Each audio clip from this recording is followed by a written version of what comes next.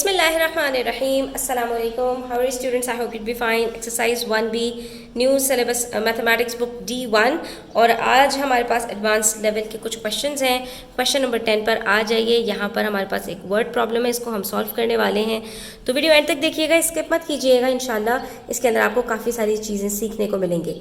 तो इस word problem में हमसे कह रहे हैं the LCM of 9, 12 and n is 252 if n is odd find all the possible values of n। अब बेसिकली ये कर क्या रहे हैं, यहाँ पर इन्होंने हमें 3 नंबर्स दिए जिसमें से एक वेरिएबल है और उसके बाद उन तीनों नंबर्स का इन्होंने हमें यहाँ पर एलसीएम निकाल कर दे दिया और पूछा कि अगर n एक ऑड नंबर हो तो बताइए कि n की वैल्यू यहाँ पर क्या होगी। और सिर्फ एक वैल्यू नहीं, इन्होंने पॉसिबल वैल्यूज़ की बात की है, यानी एक से ज़्यादा उसकी वैल्यूज़ हो सकती हैं, तो वो क्या वैल्यूज़ होंगी ये हमें यहाँ पर फाइंड करना है। इसके लिए स्टूडेंट्स जो हमें पता है कि एलसीएम निकालने का तरीका क्या है, हम उसको यहाँ पर अप्लाई करेंगे और अपना आंसर निकालने की कोशिश करेंगे पहले। ठीक है, हमने क्या किया कि जो 2 नंबर्स हमें गिवन थे ना, जिनका एलसीएम हमारे पास 252 आ रहा था, हमने सबसे पहले इनके जो है ना प्राइम फैक्टर्स निकाल लिए कि भाई हमारे पास जो इसके प्राइम फैक्टर्स आ रहे हैं उसमें कौन सा नंबर मिसिंग है कि हमारे पास 252 बन जाए। तो एक तरफ हमने 9 और 12 के जो है वो सारे प्राइम फैक्टर्स निकाले, दूसरी तरफ हमने 252 के प्राइम फैक्टर्स निकाले। अब देखिए इससे होगा क्या, हमने इन दोनों को मैच किया। यहाँ पर जो हमारे पास प्राइम फैक्टर्स थे और जो यहाँ पर प्राइम फैक्टर्स थे वो बिल्कुल सेम थे, सिर्फ एक फर्क आया हमारे पास यहाँ पर 7 का। यानी अगर सिंपल मैं जो यहाँ पर मेरे पास फैक्टर्स हैं उसका मैं यहाँ पर प्रोडक्ट निकालूं और उसके बाद उसको मल्टीप्लाई कर दूं 7 से, तो मेरे पास 252 बन जाता है। ठीक है, इसका मतलब क्या हुआ कि मेरे पास अगर यहाँ पर एक फैक्टर 7 होता, ठीक है, फॉर एग्जांपल मैं यहाँ 7 लिख देती हूँ, तो आप देख सकते हैं कि 7 किसी के साथ भी यहाँ पर डिवाइड नहीं हो पाता। ठीक है ना, 2 से ना 3 से, किसी से भी नहीं हो पाता। तो ये आखिर में तक मेरे पास एज इट इज चलता रहता और उसके बाद आखिर में क्या होता, मुझे यहाँ 7 ऐड करना पड़ता और मेरे पास यहाँ पर जो सारे फैक्टर्स आते उसका प्रोडक्ट मेरे पास 252 निकल आता।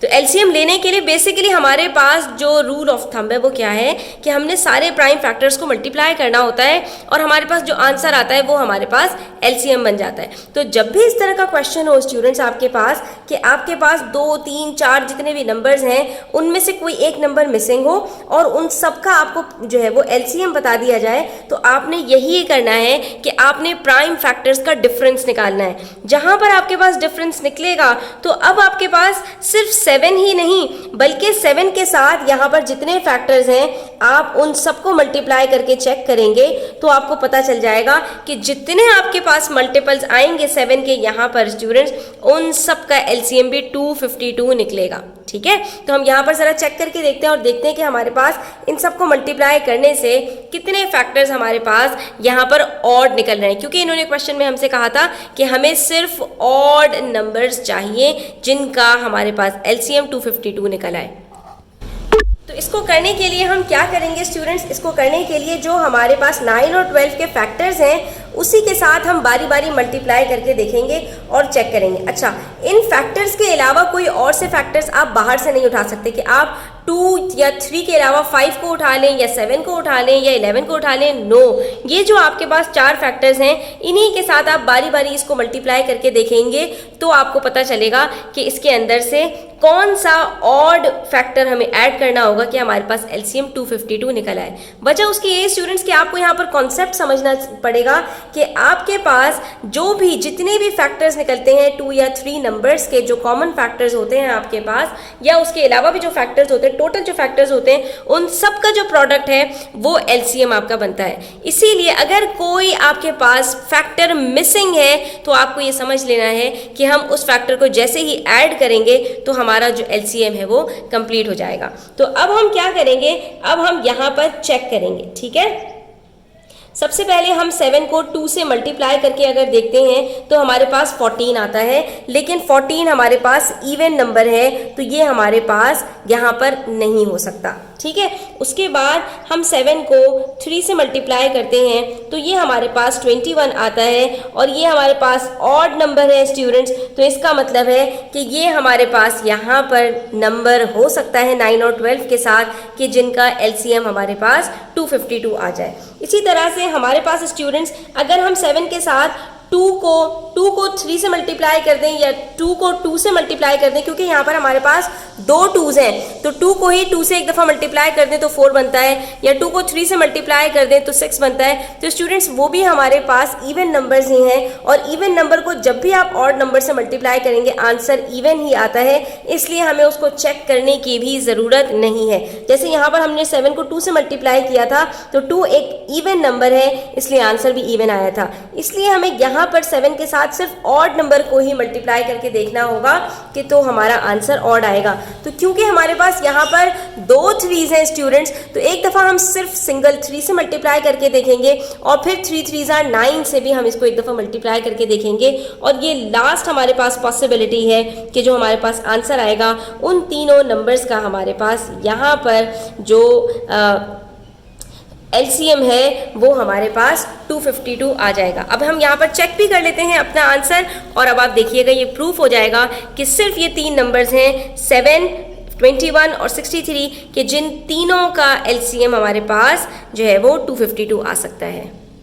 बस ऐसे क्वेश्चंस को करने के लिए स्टूडेंट्स आपको LCM की साइंस समझनी पड़ेगी, तो आपको ये क्वेश्चंस मुश्किल नहीं लगेंगे। अब आप यहाँ पर देख सकते हैं कि मैंने LCM निकाला 9, 12 और 7 का, तब भी मेरे पास जो फैक्टर्स आए हैं वो 2 × 2 × 3 × 3 × 7, ठीक है। इसी तरह से जब हमने जो है यहाँ पर LCM निकाला 9, 12 और 21 का, तब भी सेम यही फैक्टर्स आए हैं, और जब 9, 12 और 63 का हमने LCM निकाला तब भी हमारे पास ये सेम फैक्टर्स आए हैं, और जब सेम फैक्टर्स को हम मल्टीप्लाई करेंगे इन सबको तो आंसर हमेशा हमारे पास 252 आएगा। तो इसका मतलब ये हुआ कि अगर हमारे पास 2 नंबर्स गिवन हैं और उसके साथ हमारे पास LCM गिवन है, तो हमने सिर्फ फैक्टर्स का डिफरेंस निकालना है, और उसके बाद जो गिवन हमारे पास प्राइम नंबर्स मौजूद हैं उनके साथ हमारे पास जो आंसर आया है, जो प्रोडक्ट आया है, जो डिफरेंस आया है हमारे पास, उसको एक एक करके मल्टीप्लाई करके देखना है। तो इससे हमें जो नंबर्स मिलते चले जाएंगे उससे हमें पता चलेगा कि ये वो मिसिंग नंबर है कि जिसके साथ बाकी नंबर्स का मिलकर हमारे पास जो है वो फैक्टर जो LCM है वो निकल रहा है। ठीक है, तो आपने देखा हमने यहाँ पर किस तरह से बड़ी आसानी के साथ बड़े मज़े में इस क्वेश्चन को सॉल्व कर लिया।